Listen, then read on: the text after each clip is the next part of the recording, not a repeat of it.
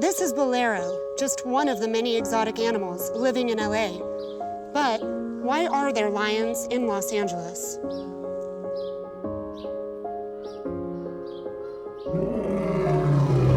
LA is a sprawling city with over 10 million people and covers 4,700 square miles, bordered by the Pacific Ocean to the west and mountain ranges on the east. The geography is very diverse. Just 30 miles from the city, deep in the Angeles National Forest, lives one of the oldest wild and exotic animal sanctuaries in the United States. This is the Wildlife Waystation, a 160-acre nonprofit animal sanctuary.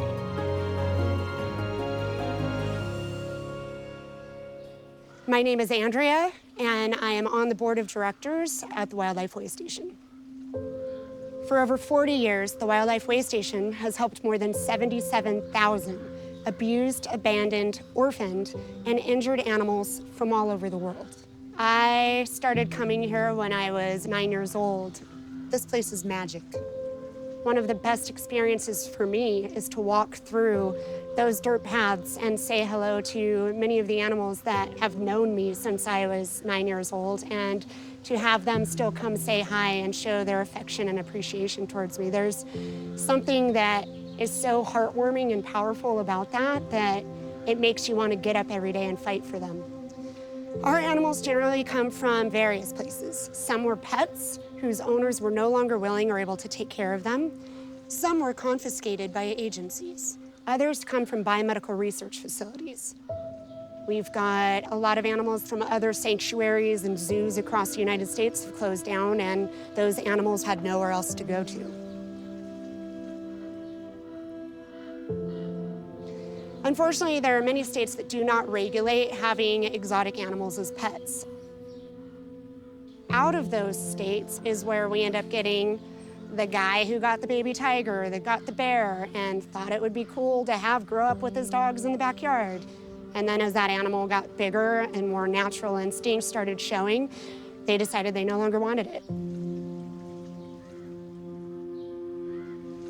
So from a young age, I saw a lot of these animals and learned their stories and how they had once been somebody's pet and were discarded, that these animals were treated as a commodity and people were not held responsible to care for them for the rest of their lives. A lot of our animals require specialized attention and medical support. So we have a full-time veterinarian staff to ensure each animal has individual care. We had a bear at one point in life that had had her teeth removed, had her claws removed. Her owners thought that if they removed the threat of her being able to bite or claw them, that then she'd become docile and a better pet. Unfortunately, then they realized it was just more work for them to feed and care for her, and so they discarded her. We had a black leopard that hated people because his owner kept him in a roll-around cage in the living room and would throw firecrackers at him to make him roar, to make his friends have a good time when they were over watching this cat. And so for me to see these animals and the suffering and pain that we humans have inflicted on them really made a major impression on me and made me aware of the fact that I wanted to teach people that they're not a commodity. They are a living, breathing soul and something that should be respected and needs to be cared for. We got Mira last July 2015, and Bhutan arrived to us in December of 2015. So they each have just turned 2 this year, and each came from completely different backgrounds. Mira was privately bred and sold to a zoo.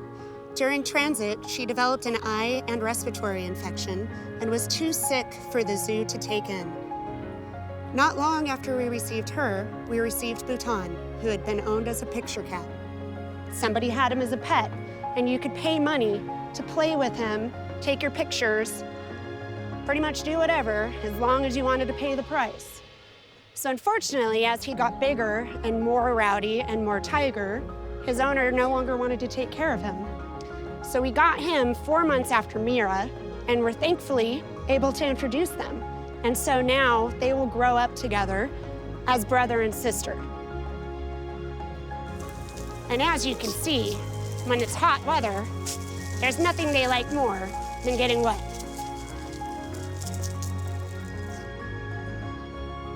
So we have two grizzly bears named Miss Montana and Miss America, and as you can guess, they came out of Montana. Their mother was late dinning in the winter and wandered onto private property where she was shot by the property owner. Her cubs were too young to survive on their own, so Fish and Wildlife reached out to us to take them in. We've had them since 1995.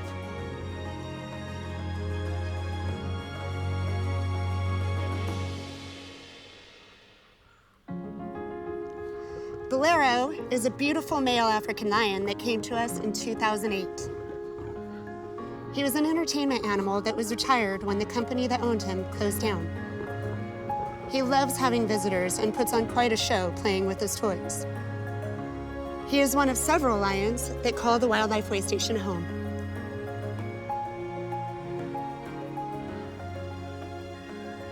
Although the heart of our organization is helping these animals, public education is just as important to us.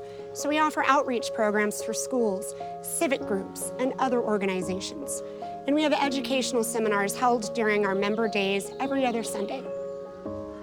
There's a lot of volunteers here. We've been blessed through our 41 years of existence to always have members of the community who want to get involved. They want to come see the animals. They want to help do enrichment for them, bring them different treats and things to help enrich their lives because, unfortunately, they will never be released back into the wild.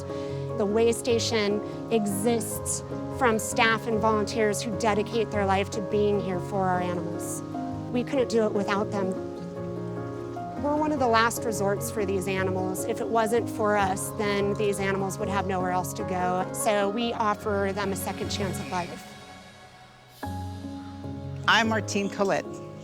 I founded this sanctuary over 40 years ago. Today, with 77,000 animals behind us and over 400 animals residing here at any given time, we exist entirely on donations, bequests, membership, and animal sponsor programs. To see how you can get involved and to help, go to the wildlifewaystation.org and check us out.